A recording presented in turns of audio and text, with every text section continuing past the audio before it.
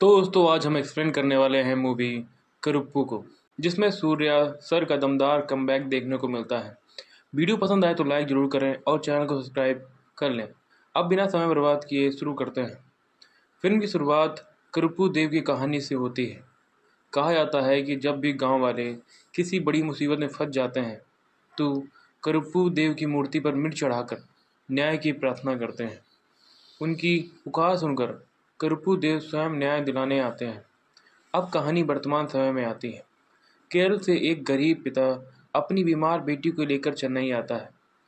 उसकी बेटी किडनी खराब होती है और इलाज के लिए उनके पास 60 तोला सोना होता है, लेकिन स्टेशन पर कुछ बदमाश उनका बैग लूट लेते हैं। परेशान होकर दोनों पुलिस स्टेशन पहुंचते हैं। काफ़ी पूछताछ के बाद पुलिस चोरों को पकड़ लेती है और सोना भी बरामद कर लेती है, लेकिन 60 तोले की जगह केवल 45 तोला सोना मिलता है। बाकी 15 तोला सोना गायब होता है। पुलिस उन्हें सलाह देती है कि वो वकील बेबी कन्नन की मदद लें। बेबी कन्नन एक भ्रष्ट वकील होता है जो पैसे और रिश्वत के दम पर केस जीतता है।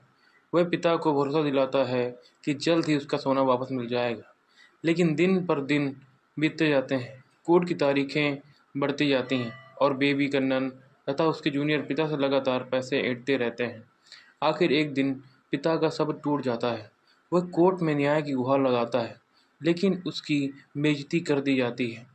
बाहर आकर बेबी कन्नन उसे थप्पड़ मारता है और धमकी देता है कि अब कोई वकील उसका केस नहीं लड़ेगा। बेबस होकर पिता कोर्ट के बाहर स्थित करुप्पू देव की मूर्ति के पास जाता है। वह मिर्च चढ़ाकर न्याय की प्रार्थना करता है। उसी रात करुप्पू देव प्रकट होते हैं और बेबी कन्नन को उसके पापों का एहसास कराते हैं। लेकिन बेबी कन्नन चुनौती देता है कि अगर सच में न्याय करना है तो इंसानों की दुनिया में नियमों से लड़कर दिखाओ, रिश्वत दिए बिना कोर्ट में केस जीत कर दिखाओ। अगले दिन करुप्पू देव इंसानी रूप में सर्वानंद नाम के वकील बनकर आते हैं। पिता के केस लड़ने का फैसला करते हैं। धीरे धीरे उन्हें पता चलता है कि कोर्ट, पुलिस, वकील और सिस्टम का बड़ा हिस्सा भ्रष्ट हो चुका है। उधर एक महिला भी न्याय मांगने आती है। वह आरोप लगाती है कि एक ताकतवर विधायक ने उसके साथ गलत काम किया था, लेकिन डर और धमकियों के कारण वह वर्षों तक चुप रही। कोई वकील उसका केस लेने को तैयार नहीं होता। करुप्पू देव की मदद से प्रीति नाम की एक ईमानदार वकील उस महिला का केस लड़ने के लिए तैयार हो जाती है। दूसरी तरफ सर्वानंद पिता और बेटी के सोने वाले केस को आगे बढ़ाते हैं, लेकिन सिस्टम बार बार उनके रास्ते में रुकावटें खड़ी करता है। जज भी उन्हें परेशान करता है और बेटी का मजाक उड़ाता है। तनाव और बीमारी के कारण बेटी की हालत लगातार बिगड़ती जाती है। फिर वह दुखद पल आता है जब इलाज न मिल पाने की वजह से बेटी की मौत हो जाती है। ये देखकर पिता पूरी तरह टूट जाता है, यहाँ तक कि करुप्पू देव की आंखों में भी आंसू आ जाते हैं।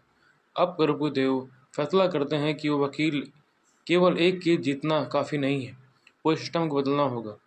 धीरे धीरे उनके प्रभाव से लोग सच बोलने लगते हैं। भ्रष्ट वकील, अधिकारी और अपराधी अपने गुनाह कबूल करने लगते हैं।